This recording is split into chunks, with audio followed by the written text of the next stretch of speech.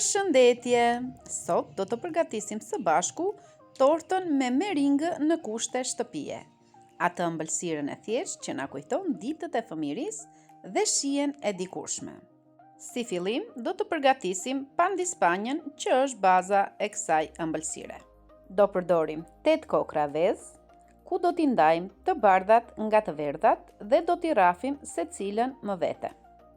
Tek të verdhat e vezës do shtojmë 8 lugë gjelle sheqer. Me rrafsen e vezëve do t'i rrafim të bardhat derisa të na krijojnë një shkumbë që nuk bie nga ena. Po ashtu do rrafim të verdhat dhe sheqerin së bashku. Tek të verdhat e vezëve do shtojmë 6 lugë miell dhe 2 lugë nisheste, duke i kaluar në një sit të vogël që mielli të mos ngelet kokriza dhe brumi të bëhet shumë i shkrifët. Pasi kemi hedhur miellin dhe nishesten tek të verdhat e vezës, do t'i rrafim me një rrafse dore. Më pas, do fillojmë ta shtojmë të bardhën e vezës tek ena që kemi të verdhat dhe mielin, por do ta shtojmë pak nga pak duke e rrahur që të na krijohet një brumë që ne dëshirojmë. Duhet ta rrafim mirë derisa e verdha dhe e bardha të përzihen tamam. Do përgatisim tavën e pjekjes së brumit, do i shtrojmë poshtë letër kuzhine dhe gjithë masën do e hedhim aty për pjekje.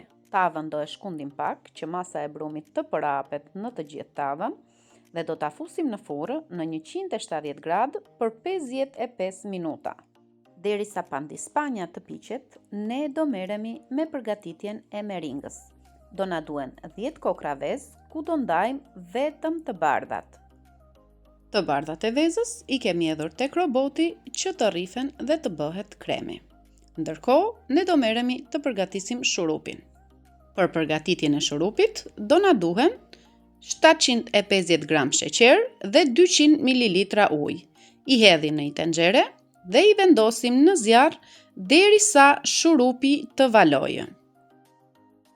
Pasi shurupi ka valuar, do fillojmë ta hedhim pak nga pak masën tek roboti ku po rrifen të bardhat e vezëve. Do ta shtojmë pak nga pak ashtu siç është i nxehtë. Do t'i lejmë të rrifen së bashku derisa roboti të ndalojë vetë së punuari. Tani kremi i meringës është gati dhe do ta fusim në frigorifer për rreth 2 orë që të ftohet. Edhe pandispanja tani është gati, siç e shikoni është pjekur. Do ta nxjerrim nga furra dhe do ta lëm që të ftohet. Tani është pjesa më e bukur. Do fillojmë me përgatitjen e tortës. Si fillim, e presim pandispanjen në 3 pjesë.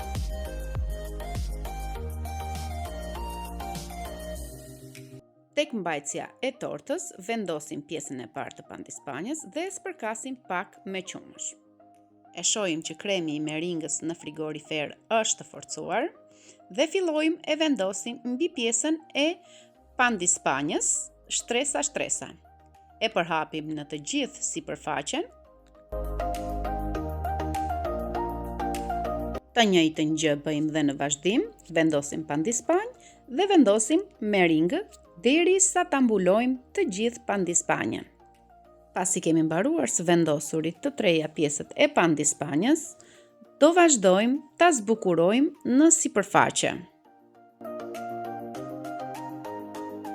Për ta dekoruar më bukur, po ndajmë një pjesë të meringës dhe po shtojmë 2 lugë kakao që të marrë shijen e kakaos. E përzijejmë mirë me anë të një luge që të bëhet masë e njëtrajtshme. Do e hedhim tek formusja e luleve dhe do fillojmë ta dekorojmë në sipërfaqe. Me sa duket, meringën dhe kakaon i ollova pak më shumë dhe nuk po e mban formën e dorë, por gjithsesi ka shumë shije. Rreth e rrotull e dekoruam me biskota të shtypura dhe torta jon mori këtë pamje. Do e fusim në frigorifer në ambient të ftohtë për 3 orë. Nuk po e lej më shumë, sepse mezi po presim që ta provojmë për shijen që ka. Shpresoj që me këtë recet t'ju kem sjell nostalgji dhe shijen e kohës së shkuar. Faleminderit që e ndoqët me mua deri në fund këtë video. Mos harroni të bëni like dhe të lini koment rreth kësaj torte të familjarisë tonë. Më besoni që ka një shije fantastike. Bëni subscribe nëse jeni të ri në kanalin tim dhe mos u largoni nga ky komunitet për më shumë receta të tjera.